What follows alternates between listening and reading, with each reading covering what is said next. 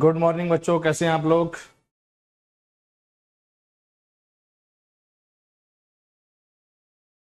Very good morning.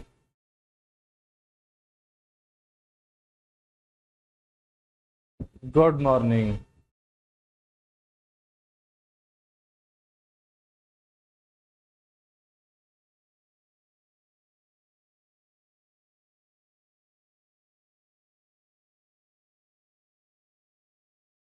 चलिए जल्दी से आ जाइए सभी लोग, फिर स्टार्ट करते हैं।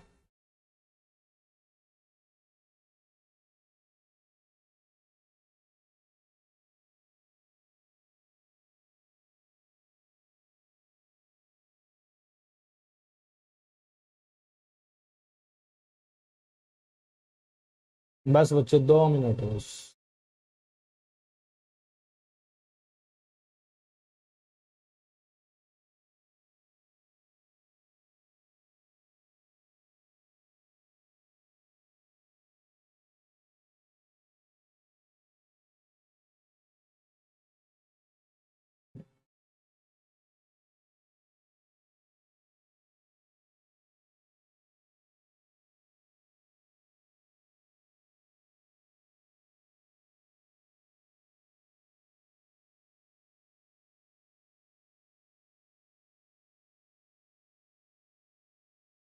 बस 1 मिनट लगेगा। कमेंट्स अभी नहीं दिख रहे हैं मुझे।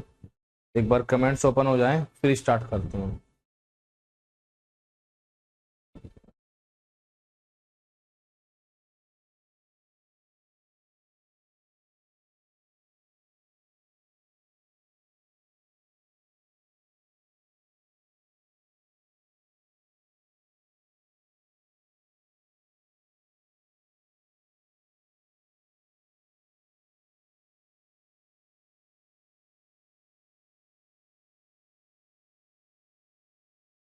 चलिए ठीक है। Good morning Mahesh. Very good morning Ravi. Good morning Harshit. Good morning Chandan. Very good morning Brajesh. Good morning Shyam. Very good morning. ठीक है बच्चे, तो एक बार आवाज वगैरह सब कुछ चेक कर लो कि ठीक है या नहीं, फिर स्टार्ट करते हैं कंप्रेसर।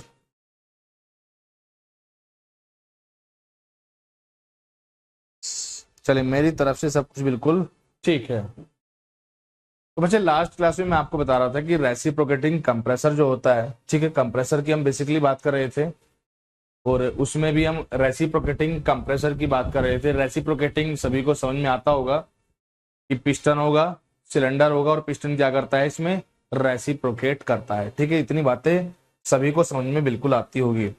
फिर हमने देखा कि कंप्रेसर आपके अलग अलग प्रकार के हो सकते हैं। ठीक है, तो ये सारा डिस्कशन भी हम लोग बिल्कुल कर चुके हैं। बोलो भाई, इतनी बात आपको समझ में आ गई थी कंप्रेसर के बारे में। ये सारा डिस्कशन हम लोग पहले ही कर चुके हैं और आज हमें स्टार्ट करना था open type reciprocating compressor, hermetically sealed और सेमी हर्मेटिकली सील्ड यूनिट। चलिए, तो पिछली क्लास में हम कहीं यहां पर थे,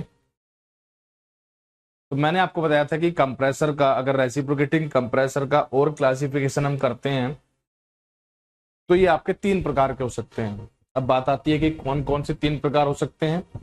बच्चे ये होते हैं ओपन टाइप, ठीक है, एक आपका इसमें होता है सेमी हर्मेटिकली सील्ड और तीसरा इसमें होता है हर्मेटिकली सील्ड। ठीक है, तो इंग्लिश और हिंदी के वर्ड आप देखोगे तो कायदे में तो यही होने चाहिए, लेकिन सभी लोग गूगल से ट्रांसलेट करते हैं तो कभी कभी वर्ड थोड़े से अलग हो जाते हैं। क्या हो सकते हैं मैं आपको दिखाऊंगा।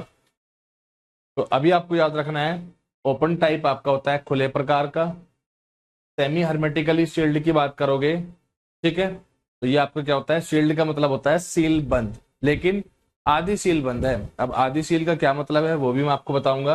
और तीसरा आपका यहाँ पर है हर्मेटिकली सील्ड, ठीक है, यानी कि इसे अच्छे से सील कर दिया गया है। तो 3 प्रकार के कंप्रेसर हमारे पास यहाँ पर हैं। इसमें बच्चे सबसे पहले अगर ओपन टाइप की बात करें तो जैसे कि मैंने पिछली क्लास में आपको बताया था कि यहाँ पर कंप्रेसर और मोटर ये दोनों ही अलग अलग होंगे, ठीक है। और कंप्रेसर को जो चलाया जाएगा ये मोटर पर लगी एक बेल्ट के द्वारा चला जाएगा, और जनरली जो बेल्ट हम यूज करते हैं वी बेल्ट का यहाँ पर इस्तेमाल किया जाता है। अगर एग्जामिनर आपसे पूछता है कि यहाँ पर किस तरह की बेल्ट का इस्तेमाल किया जाता है, तो आप बोलोगे कि इसमें वी बेल्ट का इस्तेमाल किया जाता है। तो an open unit is that in which the prime mover, ठीक है, प्राइम मूवर कहते हैं जो इलेक्ट्रिसिटी कंज्यूम करेगा या जो कंप्रेसर को चलाता है उसे हम बोलेंगे प्राइम मूवर, ठीक है। प्राइम मूवर यहाँ पर क्या होगा, जो कंप्रेसर को चलाएगा, ठीक है। इसे और हम बोलते हैं ड्राइवर, ठीक है। ड्राइवर होता है चलाने वाला और ड्रीवन होता है चलने वाला, ठीक है। इसी तरह प्राइम मूवर जो होगा यहाँ पर ये होगा इसे चलाने वाला। An open unit is that in which the prime mover drives the compressor by means of a belt, ठीक है। यहाँ पर एक मोटर लगी हुई है जो कि बेसिकली एक प्राइम मूवर है, यह कंप्रेसर को चलाएगी इस पर लगी बेल्ट के द्वारा। In such a unit the prime mover and the compressor are separately serviceable, ठीक है। दोनों अलग अलग रखे हुए हैं। अगर इनमें कोई खराबी आती है, अगर इनमें कोई फॉल्ट आता है तो हम जाएंगे सीधा उसे ठीक कर सकते हैं, ठीक है। बोलो भाई, इतनी बात हम लोग पहले ही कर चुके हैं।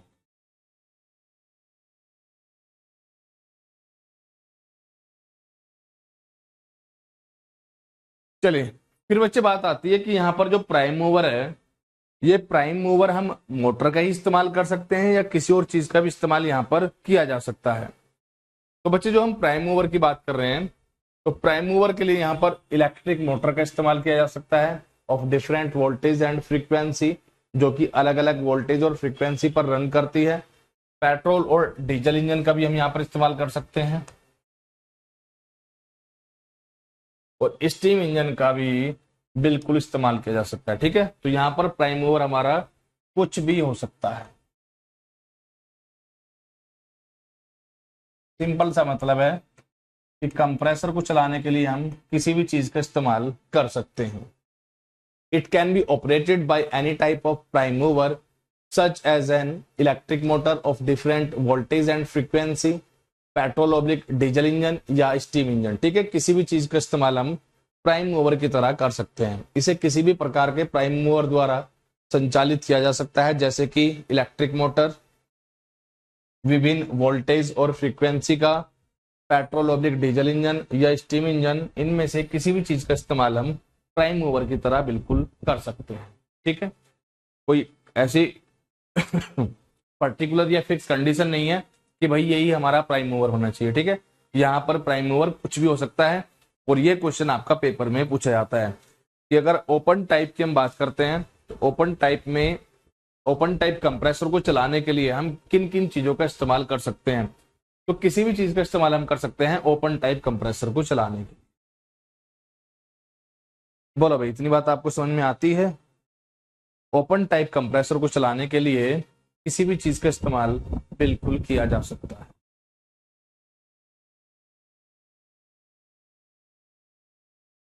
क्यों भाई महेश बाबू, आपको इतनी बात समझ में आती है या इसमें कहीं पर कोई भी आपका डाउट है? आती है, चलिए वेरी गुड, ठीक है।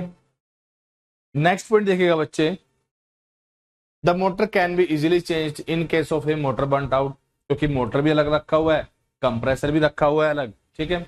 अगर कोई समस्या आती है तो उसे हम सीधा ठीक कर सकते हैं। अगर मोटर जल गई है तो मोटर को भी बिल्कुल यहाँ पर बदला जा सकता है। The motor can be easily changed in case of A motor burn out, ठीक है। मोटर बर्न आउट की स्थिति में मोटर को आसानी से बदला जा सकता है, क्योंकि दोनों ही कहां पर है, दोनों ही बाहर रखे हुए हैं। नेक्स्ट देखिएगा, लेकिन इसमें सॉफ्ट सील का भी इस्तेमाल किया जाता है, ठीक है। Soft seal is used to prevent the leakage around the compressor shaft, ठीक है। सॉफ्ट सील का उपयोग शाफ्ट के आसपास के रिसाव को रोकने के लिए किया जाता है, ठीक है। ये पॉइंट काफी इंपॉर्टेंट है और इस पर एग्जामिनर कुछ ज्यादा ही ध्यान देता है कि कौन से कंप्रेसर में सॉफ्ट सील का इस्तेमाल किया जाता है। तो आप बोलोगे ओपन टाइप। ओपन टाइप जो होता है इसमें सॉफ्ट सील का इस्तेमाल किया जाता है। अब बात आती है कि सॉफ्ट सील होती क्या है। बच्चे जो कंप्रेसर में या हमारा जो सिस्टम होगा इसमें एक बहुत बड़ी प्रॉब्लम आती है, और ये आपकी होती है रेफ्रिजरेंट के लीकेज को लेकर। ठीक है, कंप्रेसर में जो हमें ध्यान देना पड़ता है, जो हम अलग अलग 3 प्रकार के कंप्रेसर पढ़ रहे हैं, वो बेसिकली हम पढ़ रहे हैं कंप्रेसर में रेफ्रिजरेंट के लीकेज के लेकर। ठीक है, अगर लीकेज होता है तो ये हमारे लिए एक बहुत बड़ी समस्या होती है। ठीक है, ओपन टाइप कंप्रेसर में कंप्रेसर को चलाने के लिए जो शाफ्ट लगी होगी, ठीक है, यहां से रेफ्रिजरेंट के लीकेज के चांसेस बहुत ज्यादा होते हैं। तो इस लीकेज को रोकने के लिए हम यहां पर इस्तेमाल करते हैं शाफ्ट सील का। ठीक है, तो ओपन टाइप कंप्रेसर में शाफ्ट सील का इस्तेमाल बिल्कुल किया जाता है, लेकिन अगर हम सेमी हर्मेटिकली सील्ड और हर्मेटिकली सील्ड यूनिट की बात करते हैं तो इसमें इनकी पैकिंग ही इस तरह से की जाती है, मोटर को और कंप्रेसर को इस तरह से हम पैक कर देते हैं, ठीक है, कि ये अपने आप में ही एक सीलिंग का काम करते हैं। ठीक है, इवन अगर हम हर्मेटिकली सील्ड यूनिट की बात करते हैं तो इसे पूरा एक बॉक्स में करके, ठीक है, जिसके ऊपर डोम होता है, पूरा एक बॉक्स में कवर करके इसकी वेल्डिंग हम यहां पर कर देते हैं। ठीक है, तो हर्मेटिकली सील्ड वो होते हैं जहां पर किसी वेल्डिंग यूनिट के द्वारा कंप्रेसर को और मोटर को एक डब्बे में बंद कर दिया गया है। और सेमी हर्मेटिकली सील्ड की हम बात करते हैं तो वहां पर नट और बोल्ट का इस्तेमाल किया जाता है, ताकि अगर इनमें कुछ गड़बड़ होती है तो टाइम, ठीक है, तो समय आने पर हम इन्हें क्या कर सके, इन्हें नट बोल्ट को खोलकर इन्हें ठीक किया जा सके। लेकिन हर्मेटिकली सील्ड यूनिट में यह चीज भी हटा दी गई है, वहां पर हम सिंपल इस्तेमाल करते हैं वेल्डिंग का। ठीक है, उन्हें एक बॉक्स में करा और सीधा वेल्ड कर देते हैं, ये आपका होता है हर्मेटिकली सील्ड यूनिट। बोलो भाई, इतनी बात आपको समझ में आती है? ओपन टाइप में दोनों खुले में रखे हुए हैं, जब जरूरत पड़ेगी इन्हें ठीक कर लिया जाएगा, लेकिन जो मेन प्रॉब्लम आती है वो लीकेज को आती है लेकर। ठीक है, और कंप्रेसर से जो शाफ्ट लगी होती है जो कंप्रेसर को घुमाती है, ठीक है, इस शाफ्ट के थ्रू लीकेज के भी चांसेस रहते हैं, तो यहां पर इस्तेमाल हम करते हैं शाफ्ट सील का। और ये क्वेश्चन आपका पेपर में बहुत बार पूछा गया है कि शाफ्ट सील का इस्तेमाल क्यों किया जाता है या कौन से कंप्रेसर में जनरली हम करते हैं। ठीक है, तो ओपन टाइप कंप्रेसर में शाफ्ट सील का इस्तेमाल ज्यादातर किया जाता है। बोलो भाई, इतनी बात आपको समझ में आती है या इसमें कोई आपका कंफ्यूजन है? तो शाफ्ट सील का उपयोग कंप्रेसर शाफ्ट के आसपास रिसाव को रोकने के लिए किया जाता है। ठीक है, ताकि बाहर से एयर अंदर ना आए और अंदर से जो रेफ्रिजरेंट है ये बाहर ना जाए, इसीलिए हम यहाँ पर शाफ्ट सील का इस्तेमाल बिल्कुल करते हैं।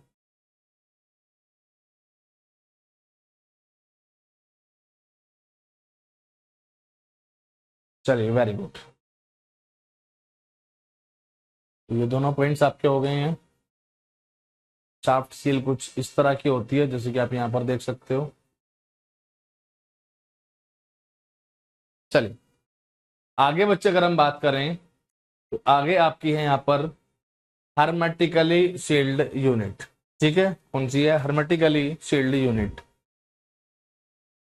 नेक्स्ट आपकी है हर्मेटिकली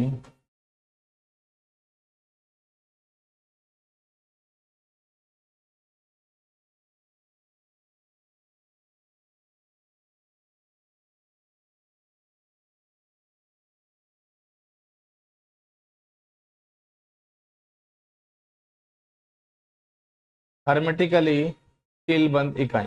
ठीक है, देखिएगा, in ordinary compressor the crank shaft extend through the compressor housing and it is connected to the driving motor. ठीक है, अगर एक साधारण से कंप्रेसर की हम बात करें तो जिसमें बेल्ट का इस्तेमाल नहीं किया गया है, तो मोटर से एक शाफ्ट निकलती है और यह आपकी कंप्रेसर से जुड़ी होती है और कंप्रेसर को चलाने का काम करती है। ठीक है, साधारण कंप्रेसर में क्रैंकशाफ्ट कंप्रेसर आवाज के माध्यम से निकलता है और यह ड्राइविंग मोटर से जुड़ा होता है।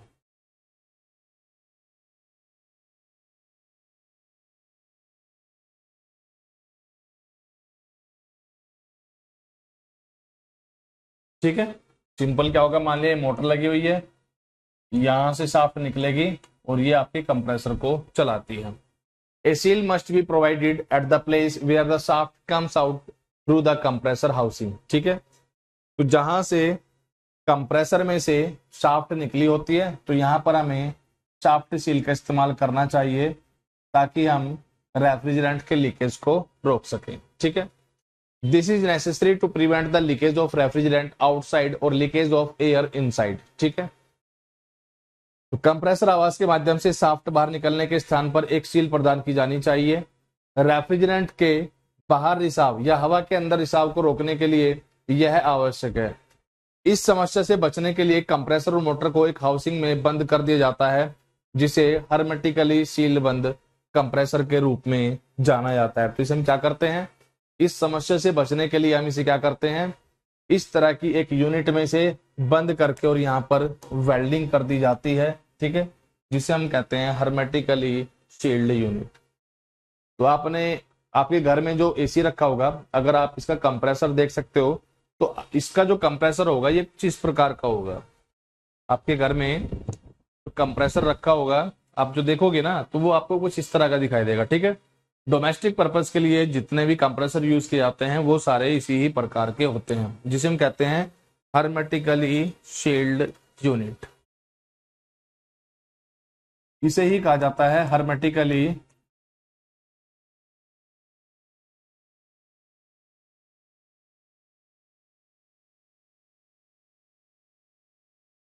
इसे ही हम कहते हैं हर्मेटिकली शील्ड यूनिट। ठीक है, तो where the shaft comes out through the compressor housing, this is necessary to prevent the leakage of refrigerant outside or leakage of air inside. ठीक है, to avoid this problem the compressor and motor are enclosed in one housing which is known as hermetically sealed compressor. ठीक है, तो यहाँ पर इसे एक ऐसी यूनिट में बंद कर दिया जाता है जिसकी वेल्डिंग की गई है। लेकिन इसके साथ प्रॉब्लम क्या होगी मैं आपको बता ही चुका हूं। अगर मोटर में कुछ गड़बड़ होती है या कंप्रेसर में कुछ गड़बड़ होती है तो यहाँ पर इसे हम आसानी से ठीक नहीं कर सकते। इवन सर्विस की हम यहाँ पर बात ही नहीं करेंगे, क्योंकि वेल्डिंग करके दोनों को एक साथ बंद कर दिया गया है। अगर देखे जाने की बात करें कि ये किस प्रकार का दिखाई देता है, तो ये आप देख सकते हो, इसे ही हम बोलते हैं हर्मेटिकली शील्ड यूनिट। यही आपकी होती है हर्मेटिकली शील्ड यूनिट। आपके घर में जो बेसिकली जो रेफ्रिजरेटर रखा होगा उसमें जो कंप्रेसर लगा होगा, जनरली इसी का ही इस्तेमाल किया जाता है। और यह हम ऐसा क्यों करते हैं, ताकि रेफ्रिजरेंट का लीकेज बिल्कुल ना हो। ठीक है, ताकि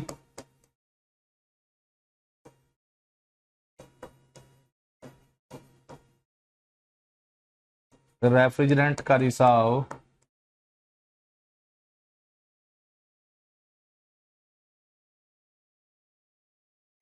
बिल्कुल ना हो।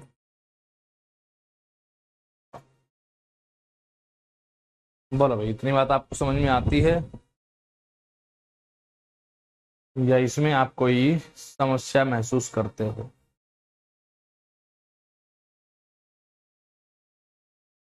ये आपका हो जाता है हर्मेटिकली शील्ड यूनिट।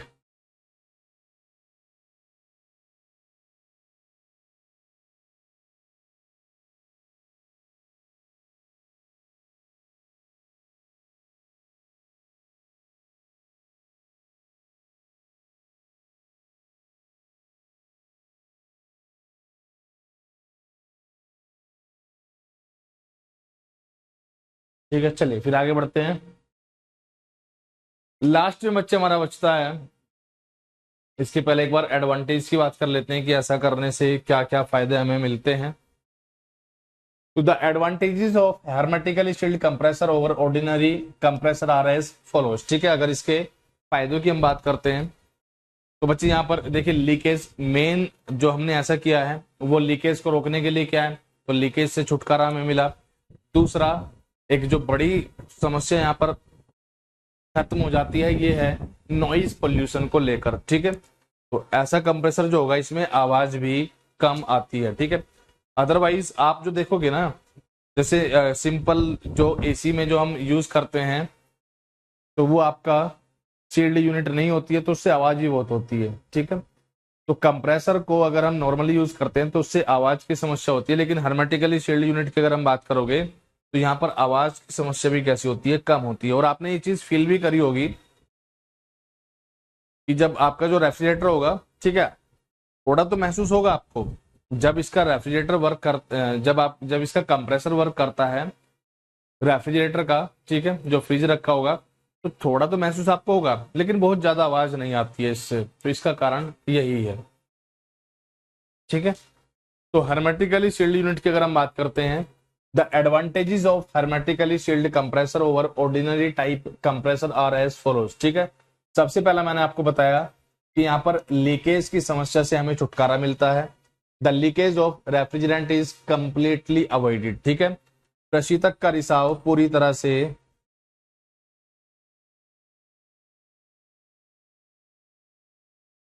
प्रशीतक के रिसाव से पूरी तरह से बचा जाता है। ठीक है, यह कम शोर वाला होता है। ठीक है, यानी कि नॉइज पोल्यूशन भी कैसा होगा, इससे कम होगा। ठीक है, नॉइज पोल्यूशन कम होता है, नॉइज पोल्यूशन लेस, यानी कि ध्वनि प्रदूषण की अगर हम बात करें, ध्वनि प्रदूषण कम होता है, नॉइज पोल्यूशन इससे कम होता है। ठीक है, और साथ ही साथ अगर स्पेस लेने की हम बात करते हैं तो यह स्पेस भी कैसा लेता है, कम लेता है। It requires less space. ठीक है, इसके लिए जगह की जरूरत भी कम होती है। ठीक है, तो ये 3 पॉइंट्स हैं और इनसे क्वेश्चन पेपर में बिल्कुल पूछे गए हैं और आपको याद रखने हैं अच्छे से कि लीकेज ऑफ रेफ्रिजरेंट से हमें छुटकारा मिलता है ऐसा करने से। दूसरा, आवाज कम होती है, नॉइज पोल्यूशन कम होता है, नॉइज लेस होती है। और तीसरा यहाँ पर क्या है कि यह जगह भी कम लेता है, क्योंकि आकार में कैसे हो जाता है, छोटा सा हो जाता है, कॉम्पैक्ट डिजाइन हो जाता है। इस तरह का जो कंप्रेसर आप यूज करते हो इसे हम बोलते हैं हर्मेटिकली शील्ड यूनिट। बोलो भाई, यहां तक कोई कठिनाई, कोई समस्या, कोई हैरानी, कोई परेशानी? और ये है इसके एडवांटेज, काफी इंपोर्टेंट है क्योंकि क्वेश्चन यहाँ से पेपर में बिल्कुल बनते हैं।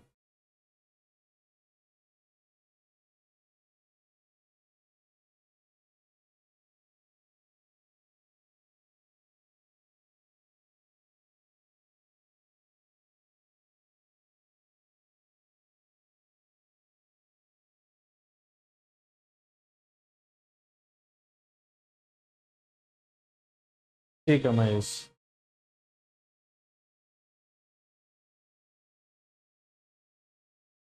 चलिए फिर आगे बढ़े।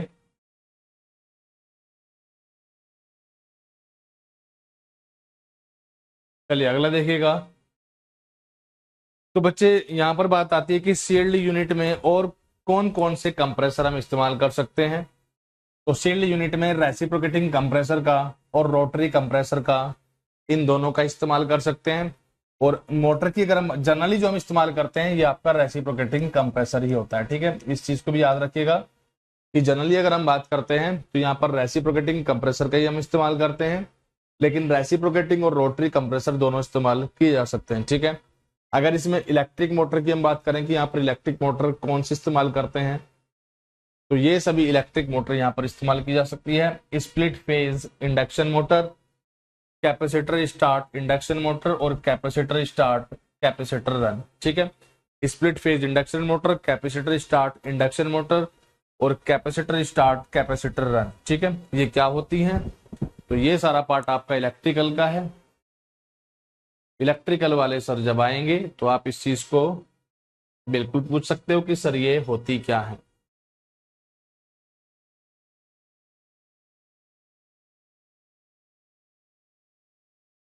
ठीक है, लेकिन अगर हम सिंपल बात करेंगे कंप्रेसर कौन कौन से यूज कर सकते हैं, तो रेसिप्रोकेटिंग कंप्रेसर और रोटरी कंप्रेसर का इस्तेमाल यहां पर बिल्कुल किया जा सकता है। आगे बच्चे आपका आता है कि अगर हम बात करें हर्मेटिकली सील्ड यूनिट के एग्जाम्पल्स की, तो ये कहाँ कहाँ पर इस्तेमाल हो सकती हैं। तो हर्मेटिकली सील्ड यूनिट का इस्तेमाल आप कर सकते हो रेफ्रिजरेटर में, सिंपल जो मैंने आपको बताया, बॉटल कूलर में, ठीक है, विंडो टाइप एयर कंडीशनर में भी, और वाटर कूलर में इसका इस्तेमाल बिल्कुल किया जा सकता है। ठीक है, प्रशीतन मशीनों के कुछ उदाहरण हैं जिनमें सीलबंद इकाइयों का उपयोग किया जाता है, जैसे रेफ्रिजरेटर, बोतल cooler, window type air conditioner और वाटर कूलर। ठीक है, इन सभी जगहों पर इनका इस्तेमाल बिल्कुल हम कर सकते हैं। तो ये कुछ एग्जाम्पल हैं जहां पर हम इस्तेमाल करते हैं हर्मेटिकली सील्ड यूनिट का। ठीक है, चलिए। इसके बाद बच्चे बात आती है सेमी हर्मेटिकली कंप्रेसर क्या होता है। ठीक है, तो ये कंप्रेसर आपको जो दिख रहा है इसे ही हम बोलते हैं सेमी हर्मेटिक कंप्रेसर। ठीक है, और जैसे कि मैंने आपको बताया कि हर्मेटिकली सील्ड यूनिट जो होती है इसे हम बोलते हैं सेमी सेमी हर्मेटिक कंप्रेसर।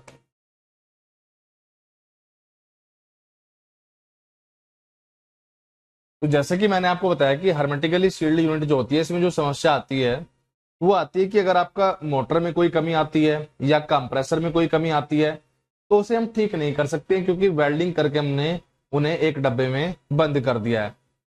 लेकिन अगर हम सेमी हर्मेटिक की बात करते हैं तो यहाँ पर नट और बोल्ट का इस्तेमाल किया जाता है। नट एंड बोल्ट का इस्तेमाल किया जाता है ताकि जरूरत पड़ने पर हम इन्हें निकाल कर ठीक कर सके। ठीक है, तो ऐसा हम इन्हें एक बॉक्स में करते ही क्यों बंद है, मेन वही रीजन है कि यहाँ पर लीकेज की प्रॉब्लम कैसी रहेगी, कम रहेगी। तो as with a hermetic compressor, a semi hermetic compressor has both the compressor and motor fully protected from the environment with a shielded shell. Unlike the hermetic compressor, though, semi hermetic models are designed so they can be opened for diagnosis and periodic maintenance। ठीक है, तो इनमें यह सुविधा हमारे पास होती है कि समय आने पर या जरूरत पड़ने पर हम इन्हें निकाल कर इन्हें ठीक बिल्कुल कर सकते हैं। तो ये आपका होता है सेमी हर्मेटिक मॉडल्स। ठीक है, एक हर्मेटिक कंप्रेसर के साथ एक अर्ध हर्मेटिक कंप्रेसर में कंप्रेसर और मोटर दोनों एक सील बंद खोल के भीतर पर्यावरण से पूरी तरह सुरक्षित होते हैं। हर्मेटिक कंप्रेसर के विपरीत हालांकि अर्ध हर्मेटिक मॉडल डिजाइन किए गए हैं ताकि उन्हें निदान और आवधिक रखरखाव के लिए खोला जा सके। ठीक है, यानी कि जरूरत पड़ने पर इनकी सर्विस हम कर सकते हैं। ठीक है, थोड़ी सी कठिनाई होगी सर्विस करने में, पहले आप नट खोलोगे, नट बोल्ट खोलोगे, ठीक है, फिर आप इनकी सर्विस करोगे, फिर उन्हें फिर से बंद करना होगा। जबकि ओपन टाइप में जरूरत पड़ती है तो आप सीधा ही सर्विस कर सकते हो। और अगर हम बात करेंगे हर्मेटिक की तो यहाँ पर तो वेल्डिंग हमने कर दी है, तो यहाँ पर तो सर्विस का कोई चांस ही नहीं होता है। ठीक है, तो ये डिफरेंस होता है ओपन टाइप में, हर्मेटिक में और सेमी हर्मेटिक में। ठीक है, और इस तरह का आपका जो कंप्रेसर होता है इसे हम बोलते हैं सेमी हर्मेटिक कंप्रेसर। ये कंप्रेसर आपका होता है जिसे बोला जाता है सेमी हर्मेटिक कंप्रेसर। बोलो भाई, इतनी बात आपको समझ में आती है? इस तरह के कंप्रेसर को हम बोलते हैं सेमी हर्मेटिक कंप्रेसर। ठीक है, तो तीनों आसान है। बाकी जब कल क्वेश्चन करेंगे कंप्रेसर पर, और कोशिश करेंगे कि कल और मैक्सिमम परसों, ठीक है, आपका कंप्रेसर कंप्लीट हो जाए। आज है आपका वेडनेसडे और थर्सडे और फ्राइडे, तो मेरी पूरी कोशिश रहेगी कि फ्राइडे तक आपका कंप्रेसर कंप्लीट हो जाए। और कंप्रेसर के कंप्लीट हो जाने के बाद, ठीक है, फिर हम स्टार्ट करेंगे इसमें इवेपोरेटर, देन कंडेंसर और देन एक्सपेंशन। ठीक है, 4 टॉपिक हैं और पूरी पूरी मेरी कोशिश रहेगी कि आपका ये लगभग 4 तारीख तक ये 3 या 4 टॉपिक आपके कंप्लीट हो जाए। ठीक है, 4 तक या मैक्सिमम 5 तक, ये मेरी पूरी कोशिश रहेगी कि 5 तारीख तक आपके ये 3 या 4 टॉपिक कंप्लीट हो जाएं। इन्हें कंप्लीट होते ही, इन्हें पूरे होते हुई आप समझ लेना कि आपका लगभग 80% सिलेबस कंप्लीट हो गया है। फिर आपके बहुत छोटे छोटे टॉपिक्स बचते हैं जिनमें ज्यादा समय नहीं लगना है।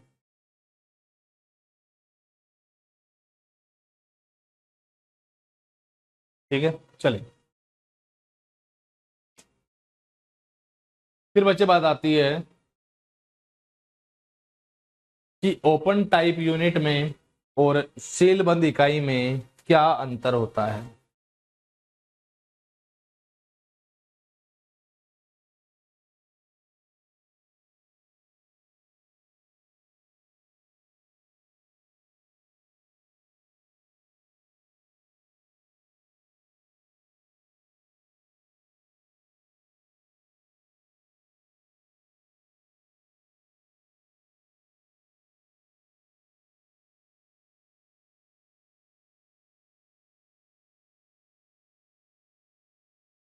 चलिए, तो अगर ओपन टाइप यूनिट की हम बात करते हैं, डिफरेंस जो है काफी इंपॉर्टेंट है, क्योंकि यहां से पेपर में आपके काफी क्वेश्चन बनने वाले हैं। ठीक है, तो अगर ओपन टाइप की हम बात करें, ये आपके हो गई ओपन टाइप यानी कि खुले वाली।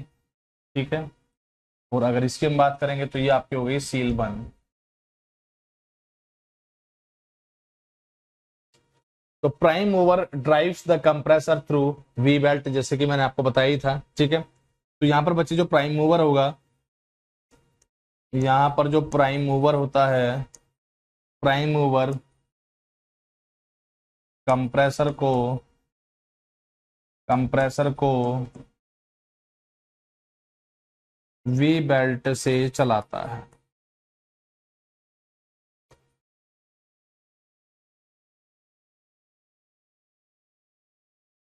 प्राइम मूवर कंप्रेसर को वी बेल्ट से चलाता है।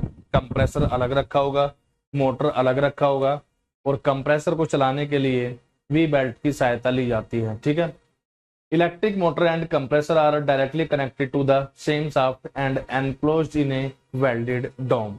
ठीक है, तो आपका जो विद्युत मोटर होगा, विद्युत मोटर और कंप्रेसर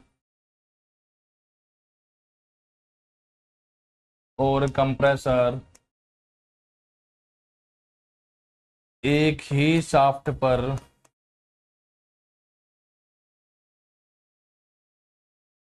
सीधे जुड़े हुए होते हैं,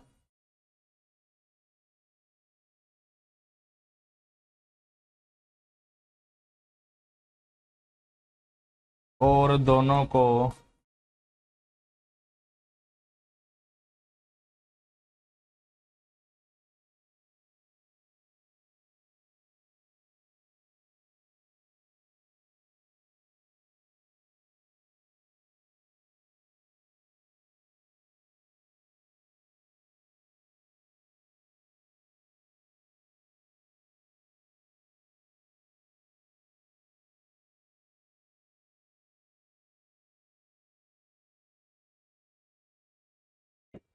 ठीक है, तो अगर ओपन टाइप की हम बात करते हैं, ओपन टाइप में आपका जो प्राइम मूवर होगा और कंप्रेसर होगा वो वी बेल्ट से चलाए जाते हैं। ठीक है, लेकिन अगर हम सील्ड यूनिट की बात करते हैं तो यहाँ पर मोटर और कंप्रेसर दोनों एक ही शाफ्ट पर होते हैं। ठीक है, यानी कि जो मोटर की कंप्रेसर होगी यह सीधी कंप्रेसर की शाफ्ट से जुड़ी होगी। ठीक है, और इन दोनों को एक वेल्डेड आपका जो डोम होता है इसमें बंद कर दिया जाता है, जैसे कि मैंने आपको दिखाया था। इसे ही हम बोल रहे हैं वेल्डेड डोम, इसे ही हम बोल रहे हैं वेल्डेड डोम, वेल्डेड डोम। दोनों को सीधा इसमें बंद कर दिया जाता है। ठीक, चलिए नेक्स्ट पॉइंट कहता है बच्चे कि यहाँ पर प्राइम मूवर की तरह कौन कौन वर्क कर सकता है। अगर हम बात करते हैं ओपन टाइप की, तो ओपन टाइप में जैसे मैंने आपको बताया भी था कि आपका डीजल इंजन हो, पेट्रोल इंजन हो, स्टीम इंजन हो, या किसी भी प्रकार का मोटर हो, तो किसी भी चीज का इस्तेमाल हम यहाँ पर प्राइम मूवर की तरह बिल्कुल कर सकते हैं। ठीक है, तो हम लिख सकते हैं किसी भी चीज का, किसी भी चीज का इसकी तरह, प्राइम मूवर की तरह, यानी कि जो कंप्रेसर को चलाएगा, इस्तेमाल किया जा सकता है। लेकिन बच्चे अगर हम बात करते हैं आपके शील्डेड यूनिट की, तो 50 cycle single phase split phase induction motor का ही इस्तेमाल किया जाता है। तो इस चीज को अच्छे से लिख लीजिएगा यहाँ पर। तो 50 साइकिल आपका होता है चक्र। एसी सबसे पहला एसी सोर्स होगा, 50 चक्र single phase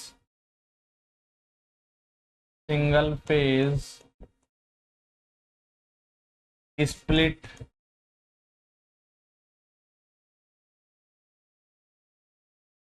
phase induction motor.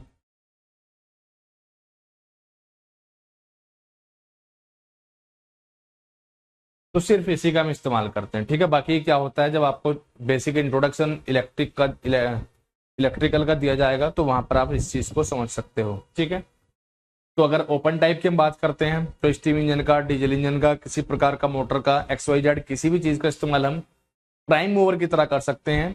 लेकिन अगर हम शील्डेड यूनिट की बात करते हैं तो यहाँ पर सिर्फ इसी का इस्तेमाल हम कर सकते हैं प्राइम मूवर की तरह। ठीक है, चलिए फिर बच्चे क्या है कि आपका जो प्राइम मूवर होगा इसे चलाने के लिए यहाँ पर सेंट्रीफ्यूगल स्विच का इस्तेमाल किया जाता है। ठीक है, in case of AC single phase split phase induction motor for disconnecting starting winding A centrifugal switch is used, और इसमें रिले का इस्तेमाल किया जाता है। ठीक है, क्वेश्चन सिंपल पूछा जाता है कि इसमें किस तरह का स्विच का इस्तेमाल होगा, तो इसमें सेंट्रीफ्यूगल। ठीक है, और सेंट्रीफ्यूगल को केंद्र पसारक लिख सकता है एग्जामिनर, या सिंपल सेंट्रीफ्यूगल, सेंट्रीफ्यूगल इस तरह से लिख सकता है, सेंट्रीफ्यूगल स्विच का इस्तेमाल किया जा सकता है। ठीक है, और इसमें बोलेगा आपसे इसमें रिले का इस्तेमाल किया जाता है। ठीक है, सिंपल याद रखना कि रिले का जो इस्तेमाल किया गया है ये आपका शील्डेड यूनिट में करता है, और सेंट्रीफ्यूगल स्विच का जो इस्तेमाल करता है ये आपका ओपन टाइप कंप्रेसर में करता है। ठीक है, सिंपल है। In the case of AC single phase, अगर AC single phase split phase induction motor की हम बात करते हैं तो इसकी स्टार्टिंग वाइंडिंग जो होती है इसे डिस्कनेक्ट करने के लिए यहाँ पर सेंट्रीफ्यूगल स्विच का इस्तेमाल करते हैं, और इसमें रिले का इस्तेमाल किया जाता है। ठीक है, इसमें आपका हो गया सेंट्रीफ्यूगल स्विच का इस्तेमाल, और इसमें रिले का इस्तेमाल किया जाता है। ठीक है, प्राइम मूवर यहाँ पर कुछ भी हो सकता है, प्राइम मूवर यहाँ पर सिर्फ यही होगा। इसमें सेंट्रीफ्यूगल स्विच का इस्तेमाल करते हैं, इसमें रिले का इस्तेमाल किया जाता है। ठीक है, चलिए, तो compressor and motor are generally mounted in vertical. ठीक है, इसमें जो कंप्रेसर होता है, इसमें जो कंप्रेसर होगा ये आपका वर्टिकल होगा।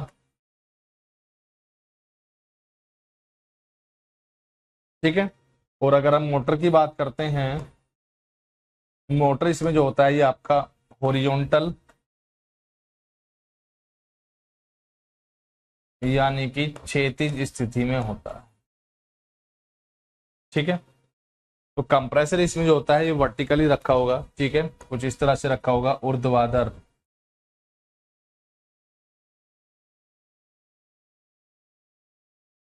कंप्रेसर जो रखा होगा ये वर्टिकली प्लेस्ड होगा, और अगर हम बात करते हैं मोटर की, ये आपका हॉरिजॉन्टली यानी कि क्षैतिज स्थिति में रखा होगा। ठीक है, motor and compressor assembly can be mounted in any position, but generally the motor remains on the top. ठीक है, मोटर और कंप्रेसर को किसी भी स्थिति में रखा जा सकता है, लेकिन ज्यादातर जो होता है ये मोटर आपका ऊपर की तरफ होता है। ठीक है, मोटर और कंप्रेसर को,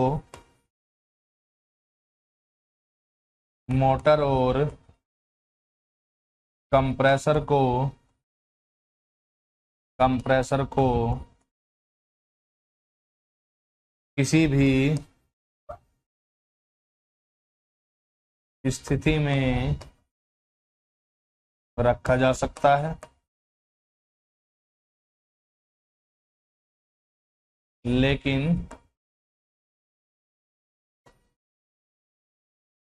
ज्यादातर मोटर ऊपर की तरफ होता है।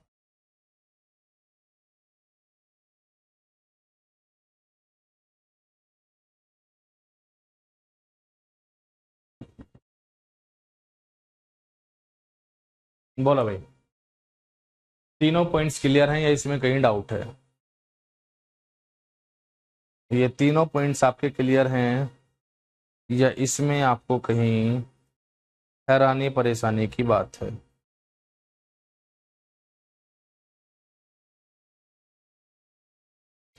इसमें प्राइम मूवर कुछ भी हो सकता है। ठीक है, इसमें प्राइम मूवर सिर्फ यही होगा।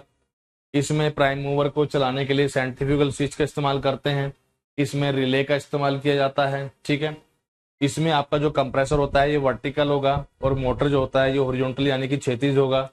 इसमें मोटर और कंप्रेसर किसी भी पोजीशन में हो सकते हैं, लेकिन कोशिश करते हैं कि जो मोटर होगा ये कंप्रेसर के ऊपर ही लगा होगा। ऐसी कोशिश हमेशा की जाती है। ठीक। तो प्राइम मूवर कंप्रेसर को वी बैट से चलाता है और यहाँ पर एक ही शाफ्ट का इस्तेमाल करता है प्राइम मूवर कंप्रेसर को चलाने के लिए। तो ये आपके हो गए हैं टोटल 4 पॉइंट। चलिए फिर आगे बढ़ते हैं। ठीक है, तो बच्चे होता क्या है, देखिए जहां पर बेल्ट का इस्तेमाल किया जाता है कंप्रेसर को चलाने के लिए तो यहाँ पर स्लिपिंग भी होती है। ठीक है, मोटर तेज स्पीड से घूमेगी और कंप्रेसर थोड़ा धीरे धीरे घूमेगा। ठीक है, तो यहाँ पर दोनों के आरपीएम क्या हो सकते हैं, अलग भी हो सकते हैं। ठीक है, तो रिवॉल्यूशन पर मिनट यानी कि RPM of the motor differ with the compressor. ठीक है, मोटर के आरपीएम और कंप्रेसर के क्या हो सकते हैं, अलग हो सकते हैं। ठीक है, मोटर के आरपीएम और कंप्रेसर के आरपीएम क्या हो सकते हैं, ये अलग हो सकते हैं।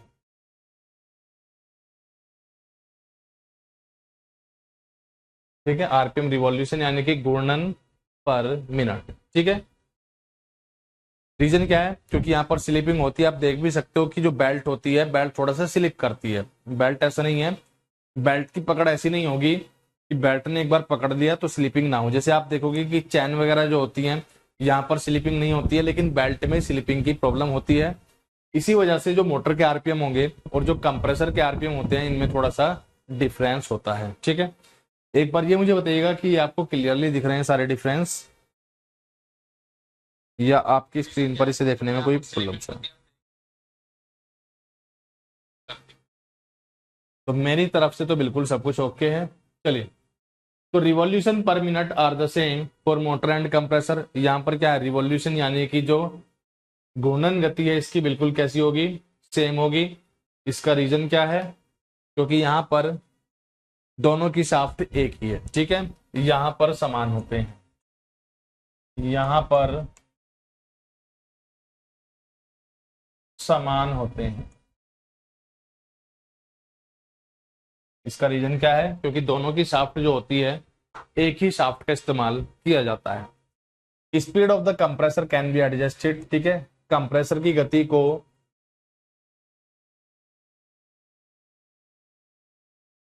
कंप्रेसर की गति को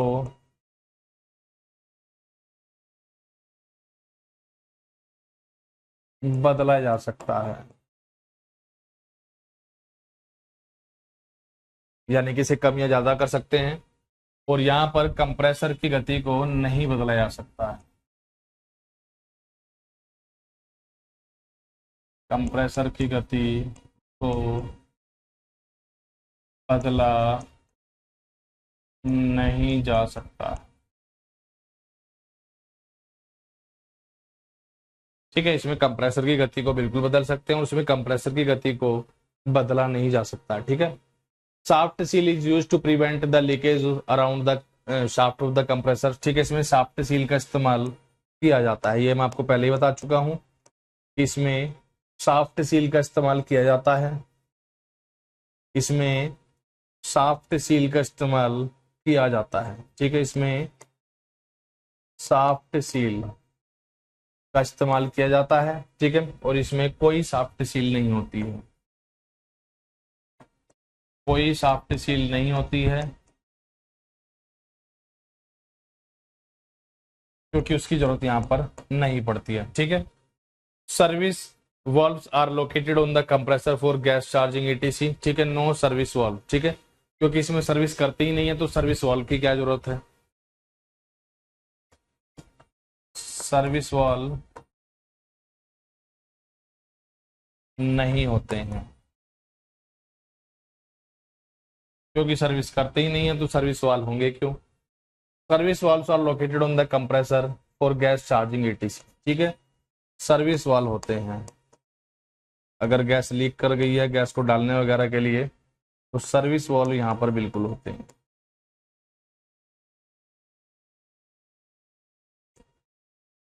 any type of refrigerant control device can be use. ठीक है, किसी भी प्रकार की किसी भी प्रकार की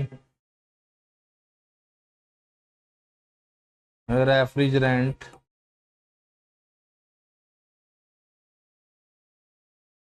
कंट्रोल डिवाइस का इस्तेमाल किया जाता है। ठीक है, लेकिन यहाँ पर अगर हम बात करेंगे तो सिर्फ और सिर्फ कैपिलरी ट्यूब का इस्तेमाल ही करते हैं।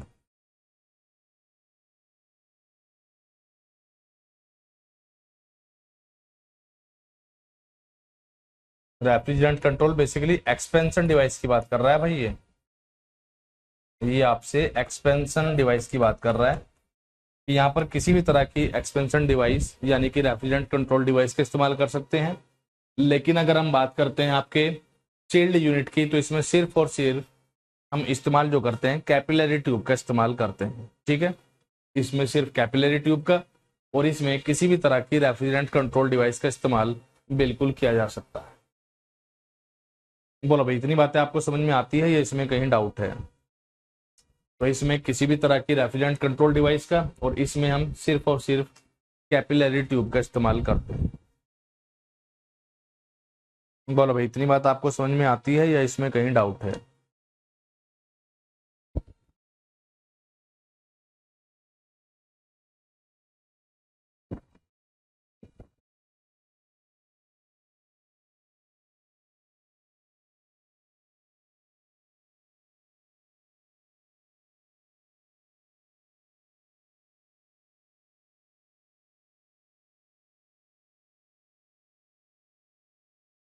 क्यों भाई, इतनी बातें आपको समझ में आती हैं या इसमें आपको कहीं कंफ्यूजन है?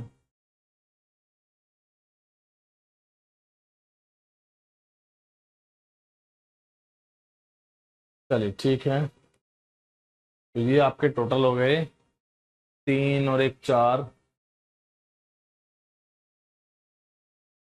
और 4 8। ये आपका लास्ट है। चलिए, तो ये हमने जान लिया कि यहाँ पर किसी भी तरह की रेफ्रिजरेंट कंट्रोल डिवाइस का इस्तेमाल बिल्कुल कर सकते हैं। Any type of refrigerant control device can be use. ठीक है, इसमें कहता है कि यहाँ पर ज्यादातर हम कैपिलरी ट्यूब का ही इस्तेमाल करते हैं। ठीक है, चलिए, इसमें कहता है कि रिसीवर का इस्तेमाल किया जाता है और उसमें रिसीवर का इस्तेमाल नहीं करते। रिसीवर क्या होता है मैं आपको पहले ही बता चुका हूं। ठीक है, तो इसमें रिसीवर का इस्तेमाल किया जाता है। रिसीवर का इस्तेमाल किया जाता है, इसमें रिसीवर का इस्तेमाल बिल्कुल किया जाता है, और इसमें रिसीवर नहीं होता है। रिसीवर नहीं होता है, इसमें आपका रिसीवर होता है और इसमें रिसीवर नहीं होता है। Possibility of gas leakage exist. ठीक है, यहां पर गैस लीक कर सकती है, गैस लीक कर सकती है, इसकी संभावना बिल्कुल रहती है। Possibility of gas leakage exist यानी कि गैस लीकेज की संभावना बिल्कुल रहती है, और यहां पर यह कोई संभावना नहीं, यहां पर ऐसी कोई संभावना नहीं है। इसमें गैस लीक कर सकती है, इसमें गैस लीकेज की कोई संभावना नहीं है। Dust and moisture can come in contact with the unit. ठीक है, धूल और नमी, धूल और नमी, धूल और नमी इकाई के संपर्क में आ सकते हैं, क्योंकि दोनों खुले हैं। ठीक है, बाहर रखे हुए हैं, इसीलिए यहां पर ऐसी प्रॉब्लम देखने को मिल सकती है। लेकिन यहाँ पर क्या ऐसी प्रॉब्लम देखने को मिलेगी? नहीं मिलेगी, दोनों को एक वेल्डेड सील के अंदर रखा हुआ है, तो it is a dust and moisture proof unit. ठीक है, तो यहाँ पर ऐसा नहीं है, सिंपल लिख सकते हैं, यहाँ पर ऐसा संभव नहीं है, यहाँ पर ऐसा संभव नहीं है, सिंपल लिख सकते हैं। ठीक है, लेकिन यहाँ पर इस चीज की पॉसिबिलिटी हमेशा बनी रहती है, क्योंकि दोनों ही खुले वातावरण में रखे हुए हैं। और अगर इसकी हम बात करेंगे तो यहाँ पर ऐसी कोई पॉसिबिलिटी नहीं है। ठीक है, ऑक्यूपाइज मच स्पेस, ज्यादा जगह लेगा, ये हम पहले भी देख चुके हैं, ज्यादा जगह लेता है, ज्यादा जगह लेता है। और इसकी अगर हम बात करते हैं तो छोटी सी इकाई है, कम जगह लेगा, कम जगह लेता है, छोटी सी इकाई है और ये कम जगह लेता है। ठीक है, used for domestic and commercial purpose. ठीक है, डोमेस्टिक और इंडस्ट्रीज वगैरह जो होती हैं आपकी कमर्शियल पर्पस के लिए बिल्कुल इस्तेमाल कर सकते हैं, और इसका जो ज़्यादातर इस्तेमाल करते हैं डोमेस्टिक पर्पस के लिए ही किया जाता है। ठीक है, इसे आसानी से ठीक किया जा सकता है, कैन बी इजीली रिपेयर्ड। ठीक है, जरूरत पड़ने पर आसानी से ठीक कर सकते हैं। ठीक है, जरूरत पड़ने पर आसानी से ठीक किया जा सकता है, जरूरत पड़ने पर आसानी से ठीक किया जा सकता है। और अगर इसकी हम बात करेंगे, can not be easily repair. ठीक है, आसानी से ठीक नहीं किया जा सकता है,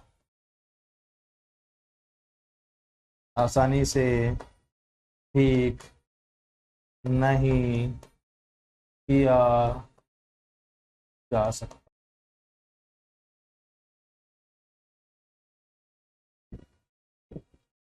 एक को कर सकते हैं आसानी से ठीक, और एक को आसानी से ठीक नहीं किया जा सकता है। ठीक है, तो ये डिफरेंस है बच्चे, और आपको सारे डिफरेंस याद रखने हैं क्योंकि यहां से बहुत क्वेश्चन बनते हैं। Difference between open type unit and shielded unit. ठीक है, एक ओपन इकाई में, खुले प्रकार की इकाई में, और सील बंद इकाई में क्या क्या अंतर है आपके सामने है, बोलो अभी जल्दी से एक बार। लास्ट, ठीक है।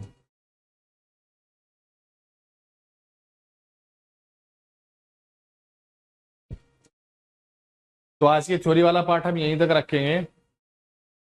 अच्छा, शील्डेड और सेमी शील्डेड भी है, ठीक है, इसे और कर लेंगे आज कवर। बाकी एक बार जल्दी से यहाँ तक देखो, फिर आपका शील्डेड और सेमी शील्डेड में डिफरेंस देख लेते हैं क्या क्या होते हैं।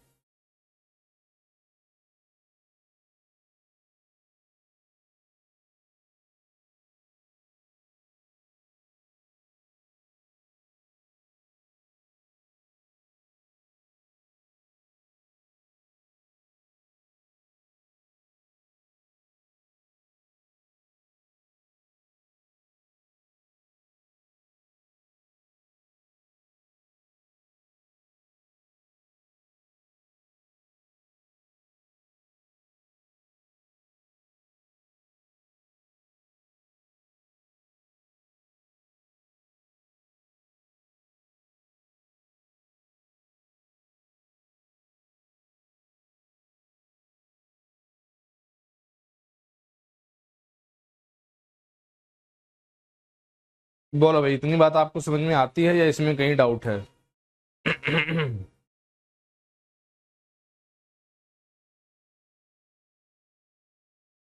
कविंद्र सर, आती है, आती है तो ये तो काफी खुशी की बात है। इतनी बातें अगर आपको समझ में आती हैं तो ये तो काफी खुशी की बातें हैं।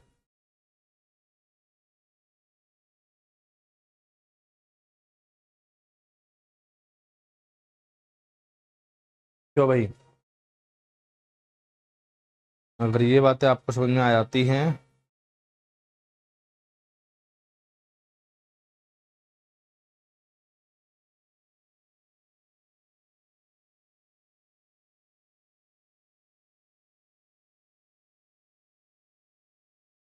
ठीक है। चलिए, तो आखिर में हमें देखना है सील्ड यूनिट और सेमी सील्ड यूनिट। ठीक है, इन दोनों में क्या अंतर होते हैं। डिफरेंस बिटवीन सील्ड यूनिट यानी कि सील बंद इकाई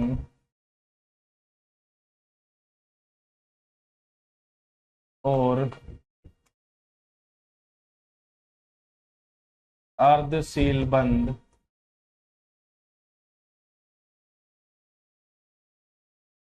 इकाई में अंतर।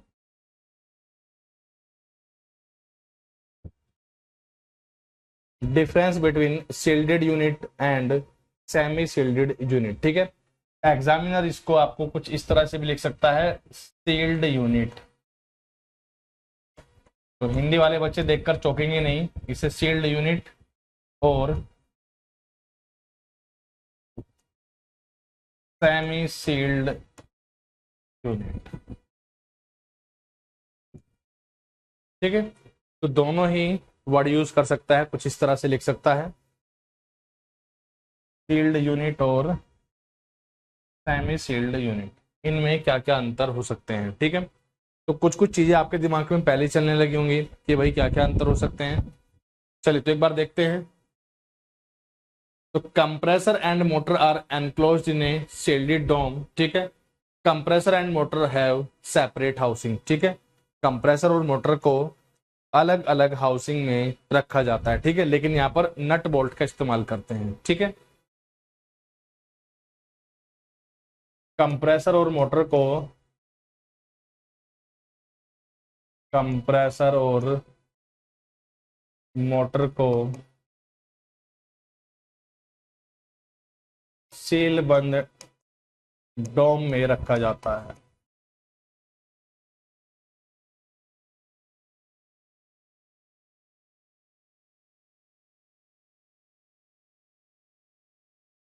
इनकी हाउसिंग अलग अलग।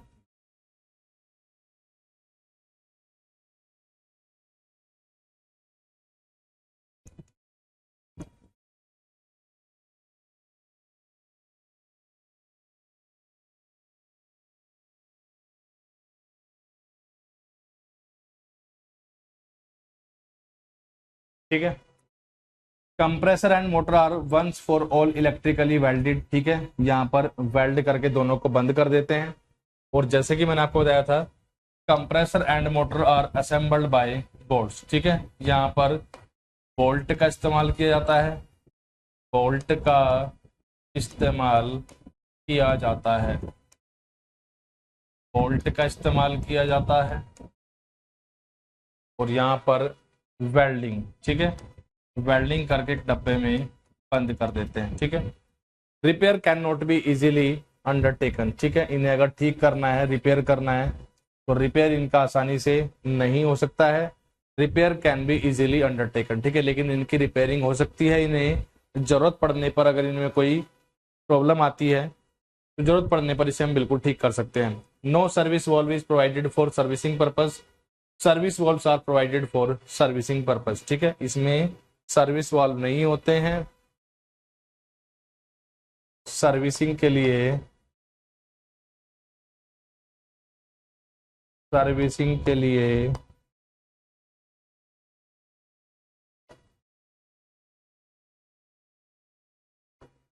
सर्विस वाल्व नहीं होते हैं।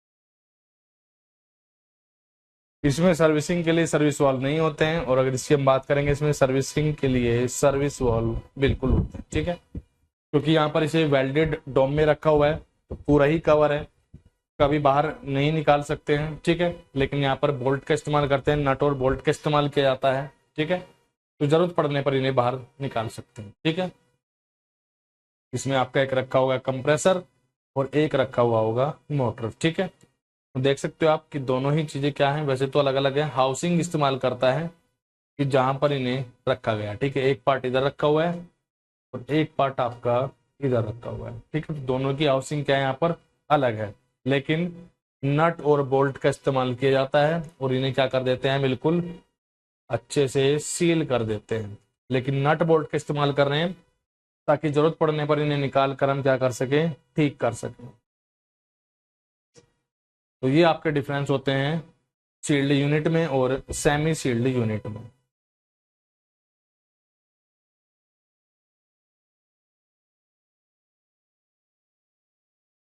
ये आपके डिफरेंस हैं शील्ड यूनिट में और सेमी शील्ड यूनिट में।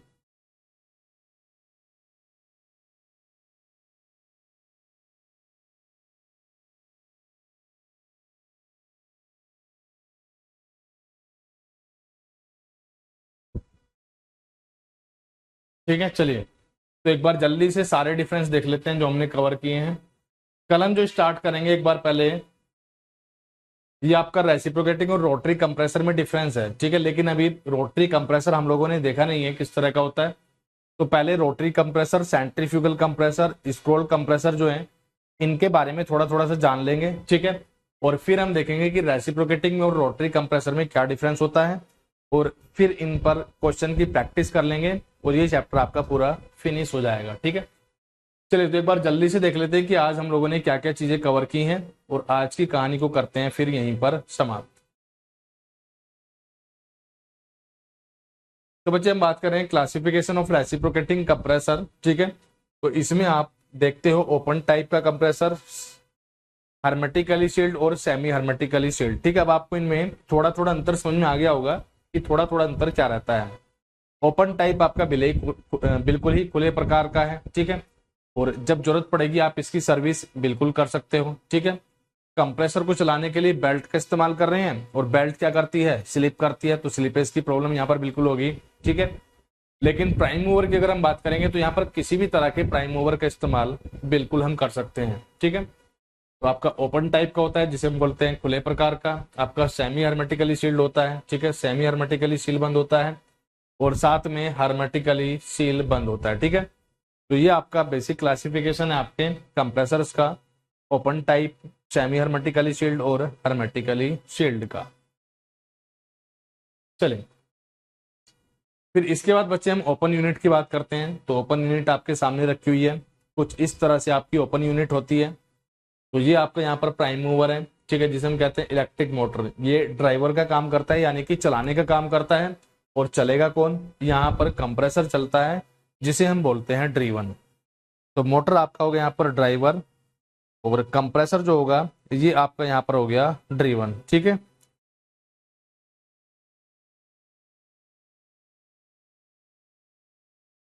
चलिए तो जैसे कि मैंने आपको भी बताया कि यहाँ पर हमारा जो प्राइम मूवर होगा ये कुछ भी हो सकता है, डीजल इंजन, पेट्रोल इंजन, किसी भी प्रकार का मोटर, स्टीम इंजन।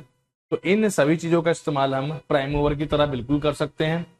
और अगर मोटर जलती है तो सीधा आप मोटर को रिप्लेस भी कर सकते हो।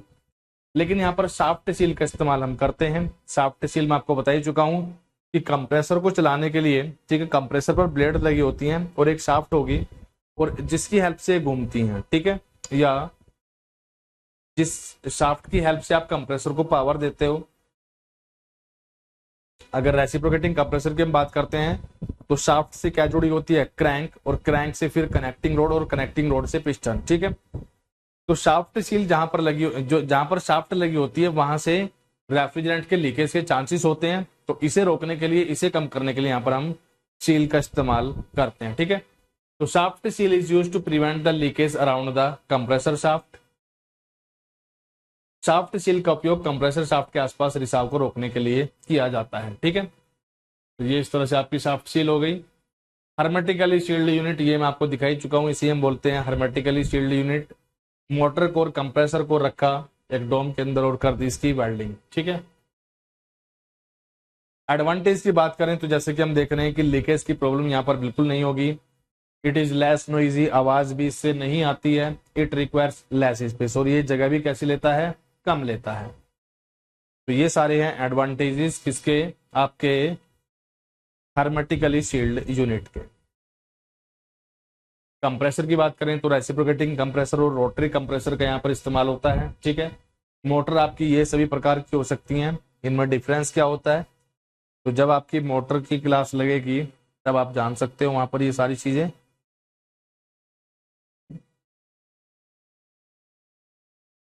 तो अगर इसके एग्जाम्पल की हम बात करें कहाँ कहाँ पर इनका इस्तेमाल किया जाता है, तो रेफ्रिजरेटर में, बॉटल कूलर में, विंडो टाइप एयर कंडीशनर में, वाटर कूलर में, इन सभी में इनका इस्तेमाल बिल्कुल किया जा सकता है।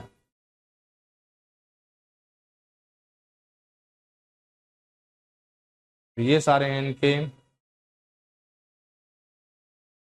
इस्तेमाल, कहाँ कहाँ पर इनका हो सकता है। फिर हमने जाना सेमी हर्मेटिकली सील्ड यूनिट की। सेमी अर्ध वर्ड ही ऐसा है, ठीक है, यानी कि पूरी तरह से वेल्डिंग करके इन्हें बंद नहीं किया गया है। नट और बोल्ट का यूज करके इन्हें बंद किया गया है, और जरूरत पड़ने पर इन्हें बाहर निकालकर ठीक भी बिल्कुल कर सकते हैं, ठीक है। फिर हमने जाना कि इनमें डिफरेंस क्या होता है। ओपन यूनिट में और सील्ड यूनिट में यानी कि सील बंद इकाई में डिफरेंस क्या क्या होते हैं। ओपन टाइप यूनिट की अगर बात करोगे तो प्राइम मूवर यहाँ पर होगा, वी बेल्ट से चलाता है। इलेक्ट्रिक मोटर और कंप्रेसर एक ही शाफ्ट पर होंगे। प्राइम मूवर आपका कुछ भी हो सकता है, एसी मोटर भी हो सकता है, डीसी मोटर भी हो सकता है। एसी और डीसी आप समझते ही होंगे, एसी ऑल्टरनेटिंग करंट और डीसी आपका होता है डायरेक्ट करंट। बाकी आपका जब इलेक्ट्रिकल चलेगा वहां पर आप ही जान सकते हो।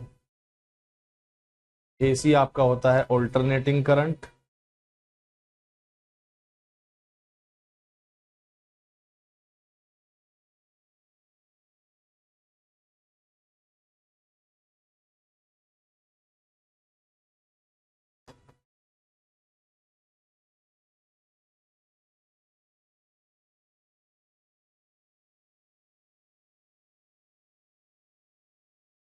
हिंदी में शायद बोलते हैं प्रत्यावर्ती। डीसी को बोला जाता है दिष्ट धारा।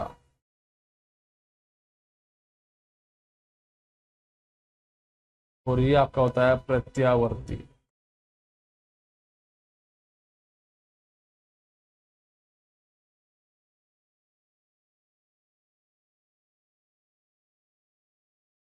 डीसी डायरेक्ट करंट, दिष्ट धारा। एसी ऑल्टरनेटिंग करंट, प्रत्यावर्ती धारा।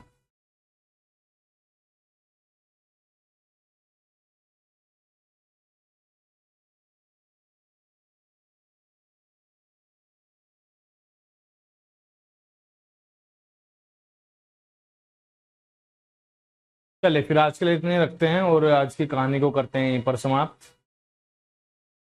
और मिलते हैं फिर आपकी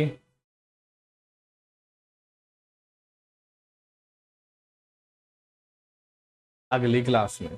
ठीक है, तो कल हम थोड़ा सा जानेंगे सेंट्रीफ्यूगल कंप्रेसर के बारे में, थोड़ा सा जानेंगे रोटरी कंप्रेसर के बारे में। ठीक है, और इन पर कुछ क्वेश्चंस की प्रैक्टिस करेंगे।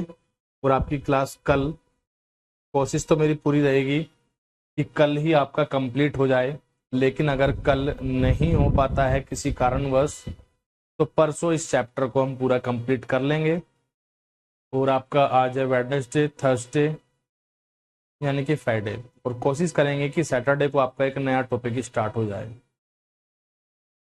जब मेरी पूरी कोशिश रहेगी कि कल ये टॉपिक आपका कंप्लीट हो, यानी कि कंप्रेसर कल कंप्लीट हो जाए, और फ्राइडे और सैटरडे, ठीक है, 2 दिन हम लोग इवेपोरेटर को कंप्लीट कर लें।